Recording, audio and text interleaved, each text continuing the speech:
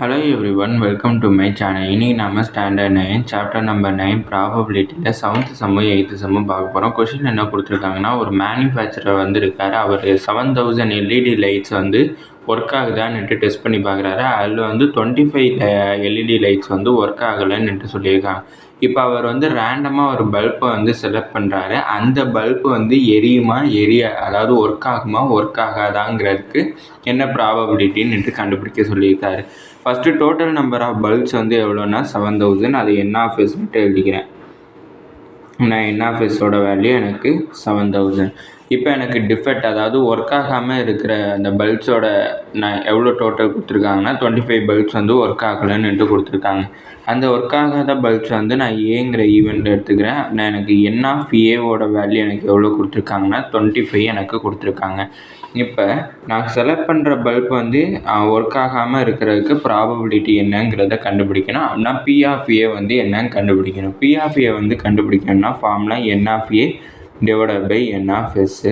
என்ஆஃப்ஏ வந்து எனக்கு 25, என்ஆஃப்எஸ் வந்து எனக்கு 7000. ரெண்டையுமே நான் டிவைட் பண்ணுறேன். டிவைட் பண்ணுறதுக்கு முதல்ல இதை 5 டேபிளில் கேன்சல் பண்ணுறேன். 5 டேபிள் கேன்சல் பண்ணேன்னா இது 5 5s 5 1s 5, 2 5 4s 20, 5 divided by 1400 எனக்கு கிடச்சிருக்கும். இதை திருப்பி 5 டேபிளில் கேன்சல் பண்ணேன்னா 5 1s, அடுத்து 5 2s 10,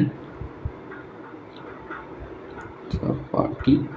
அப்படின்னா எனக்கு ப்ராபபிலிட்டி ஆஃப் ஏ, அதாவது பி ஆஃப் ஏ வந்து எனக்கு கேன்சல் பண்ணுறப்ப எனக்கு என்ன கிடச்சிருக்குன்னா 1 டிவைடட் பை 218 கிடச்சிருக்கு. இதான் வந்து அந்த மேனுஃபேக்சரர் வந்து ஒரு ஒர்க் ஆகாத எல்இடி பல்பை செலக்ட் பண்ணுறதுக்கான ப்ராபபிலிட்டி. அடுத்தது 8th சம். 8th சம்மில் கொஷின் என்ன கொடுத்துருக்காங்கன்னா, ஒரு ஃபுட்பால் மேட்ச் வந்து நடக்குது. அந்த ஃபுட்பால் மேட்ச்சில் வந்து ஒரு கோல் கீப்பர் வந்து வர்ற கோல்ஸ் எல்லாத்தையுமே வந்து ஸ்டாப் பண்ணுறாரு. அதில் மொத்தமாக வந்து 40 கோல்ஸ் வந்து அட்டம் பண்ணுறாங்க. அந்த 40 கோல்ஸில் வந்து அவர் 32 கோல்ஸை வந்து அவர் ஸ்டாப் பண்ணிட்டாரு.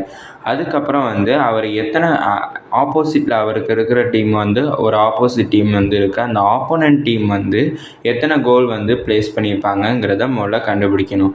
அதுக்கப்புறம் அவங்க அடித்த கோல்ஸோட ப்ராபபிலிட்டி என்னங்கிறத கண்டுபிடிக்கணும். ஃபஸ்ட்டு எனக்கு டோட்டல் நம்பர் ஆஃப் கோல்ஸ் வந்து என்ன கொடுத்துருக்காங்கன்னா 40, அது என்ஆஃப்எஸ்ன்னு எடுத்துக்கிறேன். டோட்டல் நம்பர் ஆஃப் கோல்ஸ் வந்து எனக்கு 40. இப்போ வந்து நான் ஏன்னு ஒரு ஈவெண்ட் வந்து நான் எடுத்துக்கிறேன். அந்த ஏங்கிற ஈவெண்ட்டில் வந்து என்னென்னா வந்து அவர் எத்தனை கோல்ஸ் வந்து ஸ்டாப் பண்ணார். அந்த கோல் கீப்பர் மொத்தம் 32 கோல்ஸை வந்து அந்த கோல் கீப்பர் ஸ்டாப் பண்ணார்.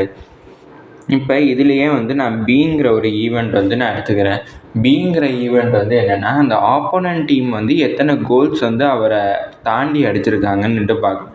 அந்த கோல் கீப்பரை தாண்டி எத்தனைன்னா அது கண்டுபிடிக்கணும்னா இந்த 40, அதாவது டோட்டல் நம்பர் ஆஃப் கோலோட அவர் வந்து ஸ்டாப் பண்ண கோலை நான் மைனஸ் பண்ணணும். அப்படின்னா எனக்கு 40 மைனஸ் 32. 40யை 32வால் மைனஸ் பண்ணுறப்ப எனக்கு 8 வந்து கிடச்சிருக்கு. அப்படின்னா எனக்கு என்ஆஃபியோட வேல்யூ எனக்கு 8ம் கிடச்சிருக்கு. அந்த ஆப்போனன்ட் டீம் வந்து அட்டம் பண்ண கோல்ஸோடைய ப்ராபபிலிட்டி வந்து எனக்கு என்னன்னு கண்டுபிடிக்கணும். அதாவது அட்டம் பண்ண கோல் வந்து சக்ஸஸ்ஃபுல்லாக முடித்த அந்த கோலோட ப்ராபபிலிட்டி, அதாவது பி ஆஃப் பி வந்து என்னன்னு கண்டுபிடிக்கணும். பி ஆஃப் பி கண்டுபிடிக்கணும்னா என் ஆஃப் பியும் என் ஆஃப் எஸ்ஸையும் டிவைட் பண்ணணும். அப்படின்னா எனக்கு N of B divided by N of S. N of B வந்து எனக்கு 8 divided by N of S வந்து எனக்கு 40. இதை கேன்சல் பண்ணனா 8 1s 8 5s 40. அப்படின்னா எனக்கு பி ஆஃப் பியோட வேல்யூ வந்து என்ன வேணும்னா 1 டிவைடட் பை 5. இதோட இந்த வீடியோ முடிஞ்சிச்சு. தேங்க்யூ.